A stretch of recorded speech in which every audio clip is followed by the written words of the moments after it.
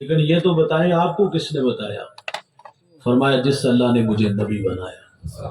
ہاں، محبت کا نغمہ چھڑا، کچھ دیوانے آئے گھر بنائے، یادوں کے چراغ جلائے، میری راہوں میں سلگے، اور حضور فرماتے میرے دیوانے طبا کا خط مجھے دے دو۔ یار یہ طبا بھی حضور کی راہوں میں، عشاق کی بستی بھی حضور کی راہوں میں، بحیرہ راہب کی تڑپتی داستاں بھی حضور کی راہوں میں۔ اللہ کے خلیل اللہ کا گھر بنا کے کہتے ہیں ربنا وبعث فیہم رسولا، دیکھ اللہ تیرا بابرکت گھر تعمیر ہو گیا، اب تو اس پیارے رسول کو بھیج دے۔ یار کتنے لوگ حضور کی راہوں میں کھڑے ہیں، انتظار کر رہے ہیں۔ میں ایک دیوانے کا تذکرہ چھیڑنے لگا ہوں، میرا ایمان ہے کہ آپ کے کلیجے ٹھر جائیں گے۔ سنیے گا، اس جوان کا تعلق ایران کے مشہور شہر اصفہان سے ہے، اور اس شہر کی سرداری بھی اس کے والد کے پاس تھی۔ وہ مجوسی تھا، اس نے اپنے بیٹے کو مذہب کی تعلیم گھر سے دلائی، پھر کھیتی باڑی کے لیے اسے باہر نکالا۔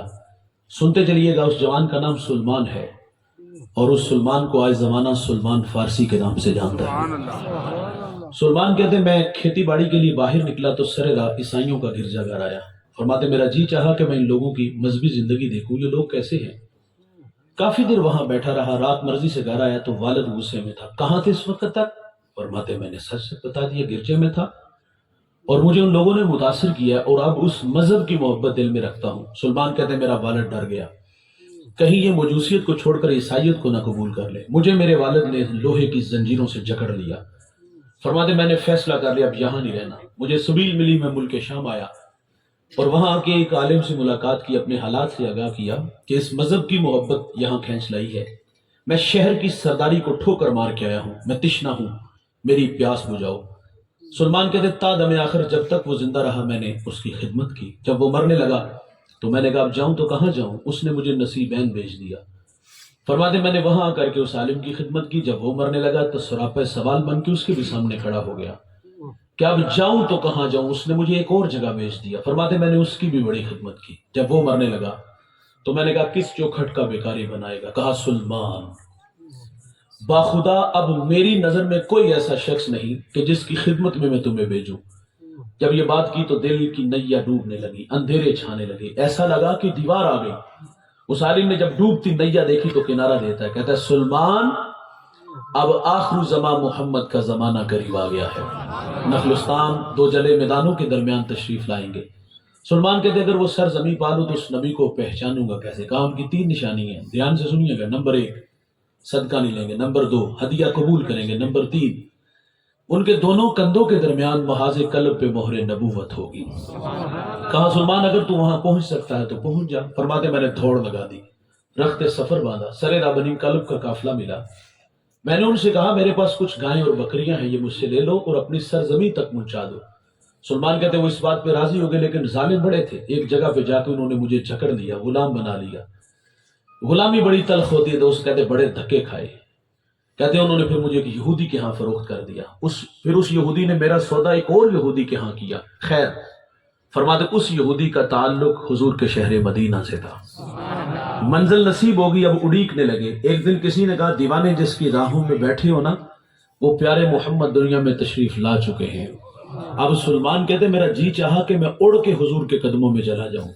وہ کیا کسی شاعر نے کہا تھا کہ اے زوف مدد کر، در احمد پہ گرا دے، دربان کہیں اٹھ، کہوں اٹھا نہیں جاتا۔ غلام مرضی سے نہیں جیتے دوست، ہجر کی آگ میں جلے، انتظار کی راہوں میں تڑپے، پھر وہ ہمایوں گھڑیاں آئیں، سعادت بخش لمحے نصیب ہوئے۔ سلمان کہتے ایک دن میں باغ میں تھا اور کھجور کے درخت پہ چڑھا تھا اور اس کی خدمت میں لگا تھا کہ اچانک میرے مالک کا چچا زاد بھائی آیا، بڑے غصے میں تھا، اور آگے کہتا خدا ستیہ ناس کرے اوس و خزرج کا، ایک شخص ادعائے نبوت مکہ سے ہمارے یہاں آیا اور لوگ اس کے گرد جمع ہو گئے۔ سلمان کہتے میرے جسم پر کپ کپی طاری ہو گئی اور میں نے اوپر سے چھلانگ لگا دی۔ انجام سے باخبر تھا، سوال کیا تو پیٹا جاؤں گا، لیکن طبیعت میں نام محمد کی مستی چڑھی تھی یار۔ انجام سے بے نیاز ہو کے حضور کا تذکرہ چھیڑ دیا۔ وہ تو جذباتی تھا، غصے میں تھا۔ سلمان کہتے اس نے میرے منہ پہ زور کا مکہ مارا، خیر برداشت کیا۔ رات کی تاریکی چھائی، کہتے میں کھانا لے کے حضور کی خدمت میں حاضر ہو گیا۔ میرے نبی اس وقت قبا میں اپنے غلاموں کے جھرمٹ میں تھے۔ کہتے میں نے حضور سے عرض کیا حضور یہ صدقے کا کھانا ہے، اور آپ ایک لمبا سفر کر کے مکہ سے ہمارے یہاں یثرب آئے ہیں اور آپ اس کے حقدار زیادہ ہیں، قبول فرما لیں۔ سلمان کہتے حضور نے وہ کھانا خود نہیں کھایا، غلاموں میں بانٹ دیا۔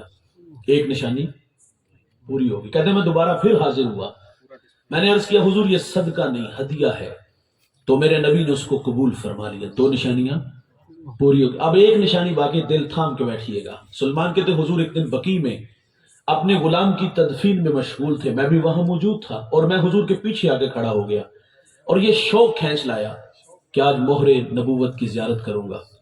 کہتے جب میں پیچھے آگے کھڑا ہوا نا تو حضور نے پلٹ کے میری طرف دیکھا، او بھائی، حیا سے آنکھیں جھک گئی، آنکھوں میں اداسیاں، دل میں محبت کی بچھی کائنات کریم نے کرم کیا، کمر سے چادر اٹھا دی۔ جب کمر سے چادر اٹھتی ہے، مہر نبوت کو دیکھتے ہیں، آگے بڑھتے ہیں، بدن سے لپٹتے ہیں، پھر بدن کو چومنا شروع کر دیا اور سلمان کی آنکھوں میں آنسو آ گئے۔ میرے نبی فرماتے سناؤ نا سلمان، ہمارا پیار تمہیں کہاں سے کھینچ لایا؟ محبت کا نغمہ بولتا ہے، کبھی عرش پر، کبھی فرش پر، کبھی ان کے در، کبھی در بدر، غم عاشقی تیرا شکریہ، میں کہاں کہاں سے گزر گیا۔ بھائی جان یہ سلمان فارسی بھی حضور کی راہوں میں، طبہ اول بھی حضور کی راہوں میں، بحیرہ راہب کی تڑپتی داستان بھی حضور کی راہوں میں، اللہ کے خلیل اللہ کا گھر بنا کے کہتے ربنا وبعث فیہم رسولا، دیکھ اللہ تیرا بابرکت گھر تعمیر ہو گیا، اب تو اس پیارے رسول کو بھیج دے۔ میرا سوال آپ سے ہے دوست، مجھے بتائیے گا کیا ہمیں تہجد کے وقت اٹھنا پڑا، ٹھنڈے پانی سے وضو بنانا پڑا، مصلی بچھانا پڑا، پیشانی جھکانا پڑی، منت سماجی کرنا پڑی؟ اور نہیں بھائی، ہم تو سوئے تھے، بخت سولا نکلا، ہمیں باد صبا کے جھونکوں نے پیغام دیا، مدینے سے آتی ہیں ٹھنڈی ہوائیں۔ کوئی بات نہیں، ہمیں ٹھنڈی ہواؤں نے اس طرح تھوڑا سا وہ ردم بھی ٹوٹ جاتا ہے، تقریر بھی کبھی کبھی آگے پیچھے ہو جاتی ہے۔ خیر ہو گیا بس۔ تو بات یہ میں عرض کر رہا تھا کہ ہمیں تو بھائی نہ پیشانی جھکانی پڑی، نہ منت سماجی میں نے عرض کیا کرنا پڑی، بس ہمیں تو باد صبا کے جھونکوں نے پیغام دیا، مدینے سے آتی ہیں دوست ٹھنڈی ہوائیں، ہمیں ان ہواؤں نے پیغام دیا اور مسکرا کے پیغام دیا، مبارک ہو کہ تم محمد کے غلام بن کر آ رہے ہو۔ اس بات پہ ہم جتنا بھی فخر کرے وہ کم ہے۔ وہ نیازی کہا کرتے تھے یہ میری خوش قسمتی، میں تیرا امتی، یاد ان کی نہ بھولو نیازی کبھی، وہ کہیں امتی تو بھی کیا یا نبی، میں ہوں حاضر تیری چاکری کے لیے، اور فخر کا دل میں دریچہ باز کرنا چاہیے، جن کا تو آقا ہے ان کو ناز کرنا چاہیے۔ اور میرے قبلہ فرماتے ہیں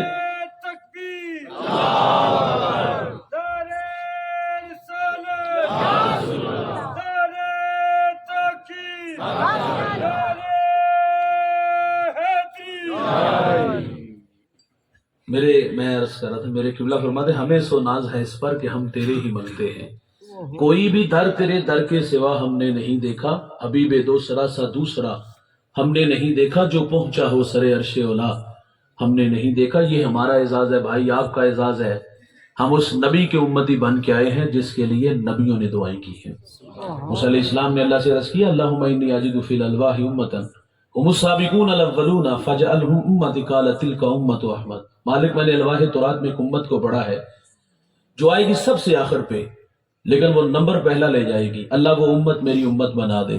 فرمایا وہ تو میرے پیارے احمد کی امت ہے۔ 9 سوال تھے، ایک سوال یہ بھی تھا اللہ ایسی امت کو پڑھا ہے وہ صدقہ دیں گے، کھا بھی خود جائیں گے، وَيُجَرُونَ عَلَيْهَا، اور اس کا اجر خود لے جائیں گے۔ پہلی امتیں جب صدقہ دیتی تو صدقے کی قبولیت کی دلیل کیا ہوتی؟ وہ صدقہ اٹھا کے پہاڑ پہ رکھتے، آسمان سے آگ آتی اور آگ اچک کے لے جاتی، یہ صدقے کی قبولیت کی دلیل ہے۔ اور جس کا صدقہ قبول نہ ہوتا وہیں پڑا رہتا، قوم میں شرمسار ہوتا، کتنا بد نصیب ہے کہ اس کے صدقے کو اللہ نے قبول ہی نہیں کیا۔ میرے بھائی ہمارا مال حلال کا ہے یا حرام کا، ہم نے جائز طریقے سے کمایا یا ناجائز طریقے سے، لوگوں کی ہڈیاں توڑی یا خون نچوڑا، جیسے بھی کمایا یہ ہمیں بتائے، قبول وہی ہوگا جو رزق حلال ہوگا۔ حرام کا کروڑوں بھی دیں گے تو قبول پہلی مہربانی کیا ہوئی؟ اللہ نے ہمارے عیبوں پہ پردہ ڈال دیا، ہمیں شرمندگی سے بچا لیا۔ بھائی ان کا قبول نہیں ہوتا تھا تو شرمندہ ہوتے تھے، اور اچھا اگر ان کا قبول ہوتا تھا تو وہ کھا نہیں سکتے تھے، آگ لے جاتی تھی۔ اور ادھر کیا ہے؟ صدقہ دیا، خود کھایا اور اجر بھی خود لے گئے۔ اللہ وہ امت میری امت بنا دے، فرمایا وہ میرے پیارے احمد کی امت ہے۔ ایک سوال اور کیا، اللہ ایسی امت کو پڑا ہے وہ نیکی کا ارادہ کریں گے، نیکی کی نہیں، نیکی کا ارادہ، دکھیوں کے کام آؤں گا، بیواؤں کے کام آؤں گا، کانٹوں بھری بستی میں سنت کے پھول اگاؤں گا، جیوں گا اللہ کے لیے، مروں گا اس کے دین کے لیے، میری دھڑکنیں میری سانسیں قرآن کی نوکری میں گزریں گی۔ بھائی یہ نیکی کا ارادہ، میں دائی بنوں گا، میں مبلغ بنوں گا، یہ نیکی کا ارادہ ہے۔ میں جوانوں کو چوک چواروں سے کھینچ کے اللہ کے گھر مسجد میں لاؤں گا، ان کی پیشانیوں میں سجدوں کا نور، آنکھوں پر حیا کے پہرے، کانوں میں قرآن کے نغمے، لبوں پر سونے محمد کے ترانے لاؤں گا۔ او بھائی یہ نیکی کے جذبے ہے نا کہ اللہ نے لاکھوں نہیں کروڑوں سے نوازا ہے، آج مر گیا کل دوسرا دن کون یاد رکھے گا؟ او بھائی جذبے پیدا ہوئے کہ میری دیوار کے متصل میرے غریب بھائی کا گھر اور کچی دیواروں سے چیخوں کی آوازیں آتی ہیں، صفا کتنا شاید کسینے میں دل نہیں پتھر رکھتا ہوں۔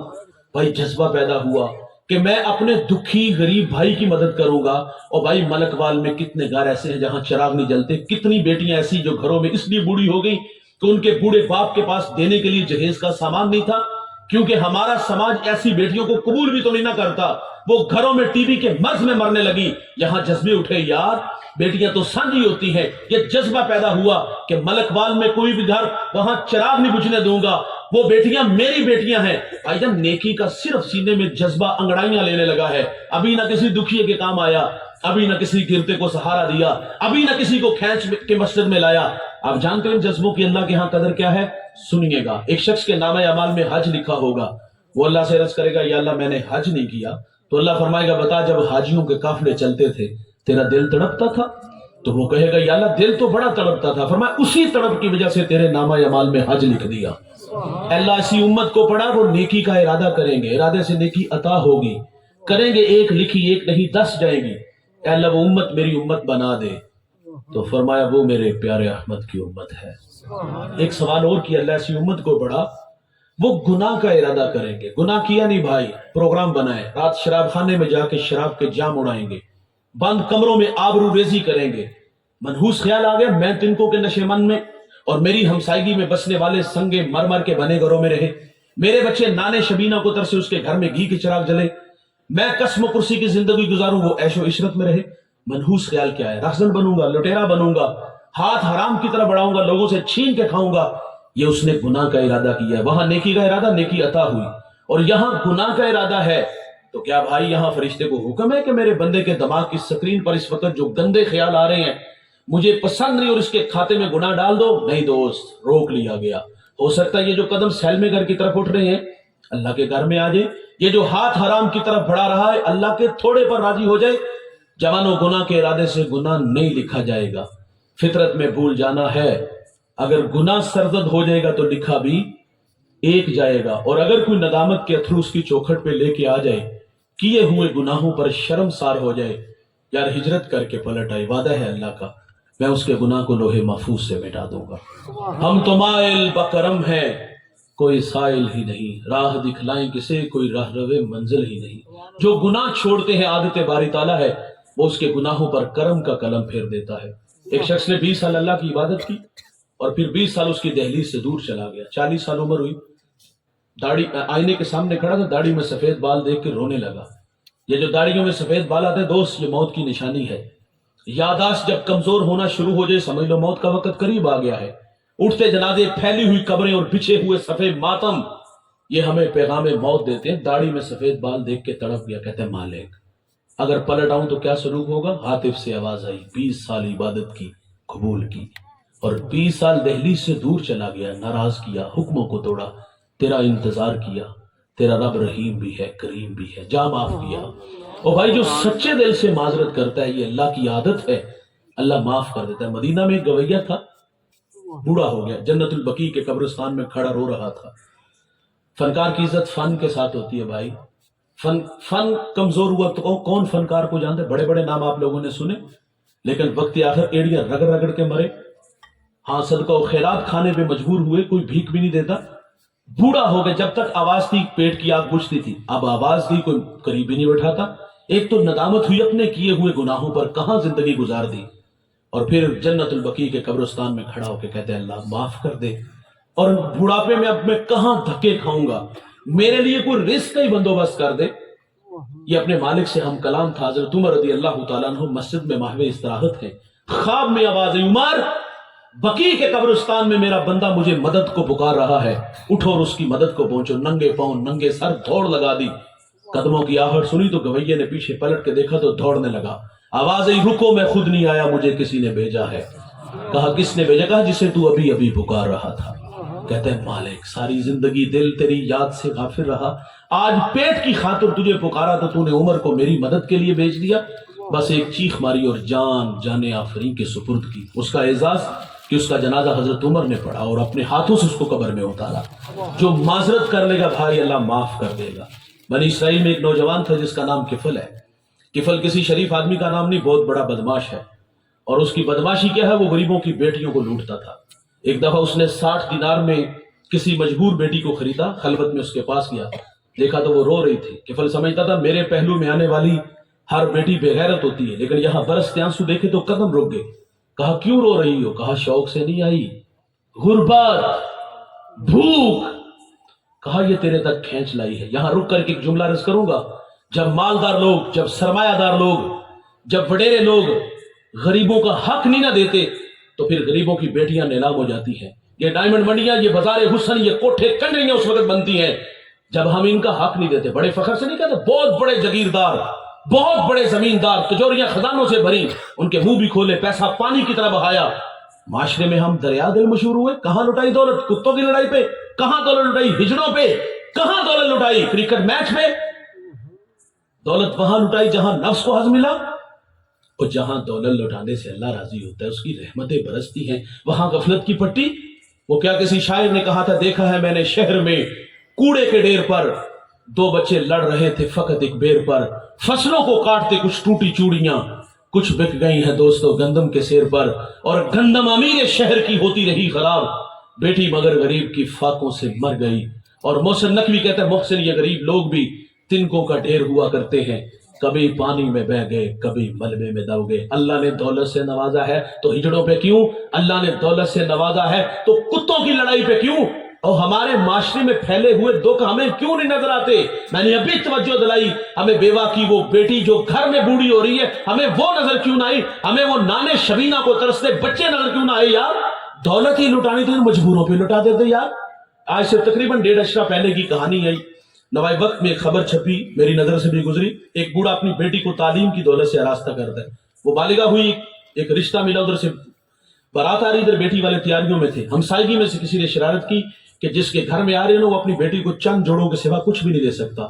बारात वहीं से वापस चली गई। बताइएगा उस बेटी के दिल पे जो कुचों के और जख्म लगे थे उसका मदावा किसने करना था? उस बूढ़े बाप की कमर टूट नहीं गई? चांदी उतर आई बेटियों के बालों में।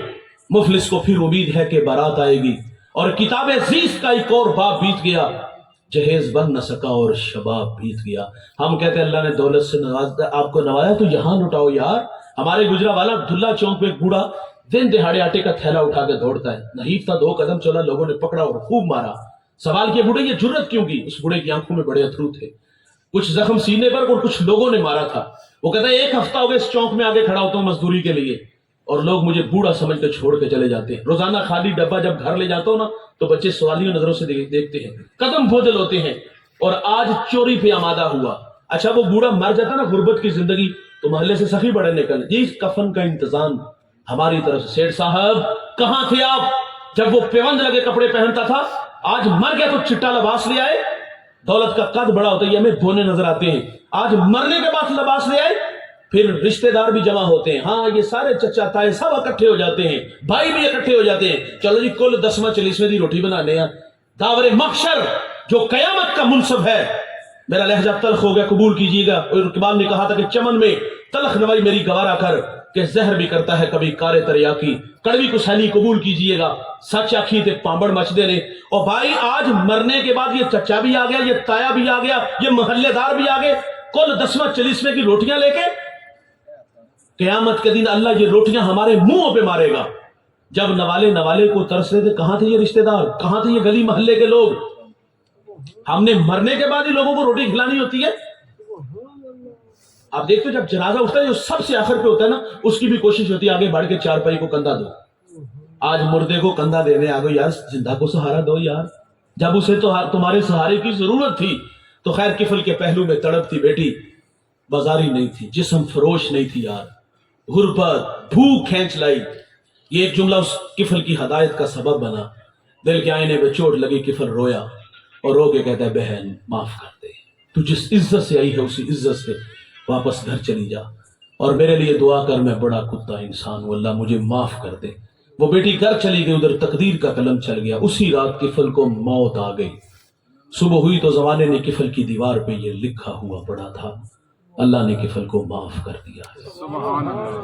آج ساوی نے کھلے راوی نے معذرت کریں گے تو وہ معاف کرے گا بھائی، اور اگر بے مہار زندگی گزاری تو اس دن تو کافر بھی کہے گا نا، یا لیتنی کنت ترابا، ہائے کہ میں مٹی بن جاؤں۔ لیکن اس دن تو یحییٰ علیہ السلام کے ہاتھوں مینڈے کی شکل کے اندر موت کو موت آ جانی، اس دن صرف زندگی ہی زندگی ہوگی۔ جو معذرت کر لے گا اللہ معاف کر دے گا۔ کہا مالک میں نے ایسی امت کو پڑھا ہے، موسیٰ علیہ السلام نے عرض کیا کہ وہ گناہ کا ارادہ کریں گے، ارادے سے گناہ نہیں لکھا جائے گا، ہو جائے گا تو لکھا بھی ایک جائے گا، اللہ وہ امت میری امت بنا دے۔ فرمایا وہ میرے پیارے احمد کی امت ہے۔ 9 سوال تھے، ہر سوال پہ ایک ہی جواب تھا، تو آخر پہ عرض کرتے ہیں ٹھیک ہے اللہ وہ امت میری امت نہیں بنانی تو نہ بنا، مجھے ہی اس محمد کا امتی بنا دے۔ تو پھر ہم کیوں نہ کہیں دوست یہ میری خوش قسمتی میں تیرا امتی، یاد ان کی نہ بھولو نیازی کبھی، وہ کہیں امتی تو بھی کیا یا نبی۔ یار 63 برس میرے نبی اس امت میں رہے اور ساری زندگی امتی امتی پکارتے رہے۔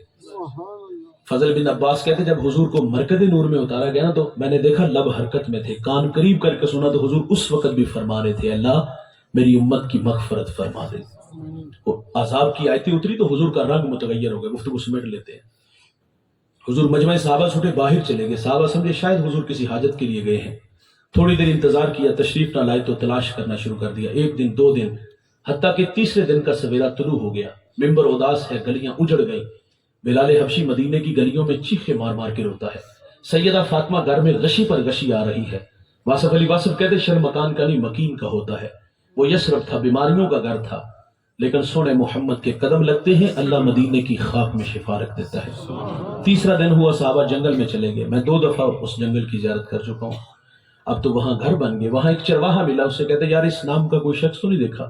اس نے کہا اتنا میٹھا نام تو میں نے سنا ہی پہلی دفعہ ہے، ہاں میں اتنا ضرور جانتا ہوں، وہ سامنے غار دیکھتے ہو جس کا نام جبل صلاح ہے، وہاں ایک جوان ہے جو صبح بھی روتا ہے شام بھی روتا ہے، اور کہتا وہ میری بکریاں دیکھو ہلکا بنائے بیٹھی ہیں، نہ کچھ کھاتی ہے نہ کچھ پیتی ہے، وہ روتے ہیں تو یہ بھی روتی ہے۔ صحابہ نے پوچھا وہ رونے والا کیا کہتا ہے؟ اس نے کہا جب اس کے لبہائے مبارک کھلتے ہیں تو وہ رب حبلی امتی کی صدائیں دیتے ہیں۔ بے جان جسموں میں جان آئی، صحابہ اندر داخل ہوئے، آنکھیں کیا دیکھتی ہیں کہ میرے نبی کی پیشانی نکیلے پتھر پہ جھکی ہے، اور اپنے اللہ سے کہہ رہے تھے اللہ میری امت، اے اللہ میری امت۔ سیدنا صدیق اکبر آگے بڑھے، عرض کیا حضور 3 دن جدائیوں میں گزر گئے، مہربانی فرمائے، بلال تڑپ رہے ہیں، مدینہ اداس ہے۔ حضور فرماتے ابو بکر میں محمد اتنی دیر تک سجدے سے سر نہیں اٹھاؤں گا جتنی دیر تک اللہ وعدہ نہیں کر دیتا۔ سیدہ فاطمہ کو خبر ملی، آپ مدینے کی عورتوں کو لے کے اس غار کی طرف بڑھتی ہیں، صحابہ پیچھے ہٹے، آپ اندر داخل ہوئی، عرض کی ابا جان بیٹی آئی ہے، جگر کا ٹکڑا جس کے لیے مسند بچھاتے تھے، فاطمہ آئی ہے۔ حضور بیٹی کو بھی یہی فرماتے مجھے امت کی محبت تڑپا رہی ہے۔ سنیے گا، دھیان سے سنیے گا، جب حضور سجدے سے سر نہ اٹھاتے تو پھر سیدہ اپنے مالک سے عرض کرتی مالک میں نے سنا ہے جب فقیروں اور درویشوں کی دعائیں مستجاب نہیں ہوتی تو وہ سروں سے پگڑیاں اتار کے اللہ تجھ سے دعا مانگتے ہیں، پھر تجھے اپنے بندوں پہ رحم آ جاتا ہے۔ عرض کیا مالک آج تیرے نبی کی بیٹی فاطمہ جس پر تو نے تطہیر کی آیتوں کو نازل کیا ہے، میں سر سے دوپٹہ اتار کے اپنے بابا کی امت کے لیے تجھ سے بھیک مانگتی ہوں۔ سیدہ کا ہاتھ ردا کی طرح بڑھا، کوہرام مچ گیا دوست، بادلوں کی اوٹ میں سورج نے منہ چھپا لیا، ایسا لگا کہ قیامت آ گئی۔ رومی کہتے ایک صدا اٹھی پس ندا آمد زے یزداں کائے رسول، من دعائے فاطمہ کردم قبول، کر طلب کر دی زمین و آسماں، جملہ بخش دے مجدر یک زباں۔ فرمایا جبریل دیر نہ کرو جلدی جاؤ، میرے نبی سے کہو کہ سجدے سے سر اٹھا لے، ہم نے فاطمہ کی دعا قبول کر لی ہے، جیسے آپ کہو گے ہم امت سے ویسے ہی معاملہ فرما دیں گے۔ او بھائی محبت کہتے عمل آسان کرتی ہے، محبت دعویٰ عمل دلیل۔ ناراض نہ ہوئیے گا، یہ جو نعرے ہم لگاتے ہیں یہ نعرے کھوکھلے ہو گئے۔ بحیثیت امتی میں اور آپ اپنی اپنی حالت دیکھیں تو آج ہماری حالت مردری ہے، کہاں کھڑے ہیں یار؟ محبت تو ہم سے عمل مانگتی ہے۔ حضور ساری زندگی امتی امتی پکارتے رہے، اور آج میری اور آپ کی حالت کیا ہے؟ کہاں کھڑے ہیں یار؟ آئیے بھائی، اعزاز بڑھے شرف بڑھے، جس قدر اعزاز بڑے ہونا اس قدر تقاضے بھی بڑھ جاتے ہیں۔ آئیے ان تقاضوں کو میں اور آپ پیش نظر رکھیں اور زندگی کو ان راہوں پہ لے آئیں۔ تاکہ ہم سے ہمارا اللہ اور ہمارے رسول راضی ہو جائیں۔ یہ میری خوش قسمتی، میں تیرا امتی، یاد ان کی نہ بھولو نیازی کبھی، وہ کہیں امتی تو بھی کہہ یا نبی۔ میں ہوں حاضر تیری چاکری کے لیے، اور فخر کا دل میں دریچہ باز کرنا چاہیے، جن کا تو آقا ہے ان کو ناز کرنا چاہیے۔ میں اور آپ یہاں ناز کرنے کے لیے جمع ہوئے۔ میں انتہائی شکر گزار ہوں بھائی محمد عمران صاحب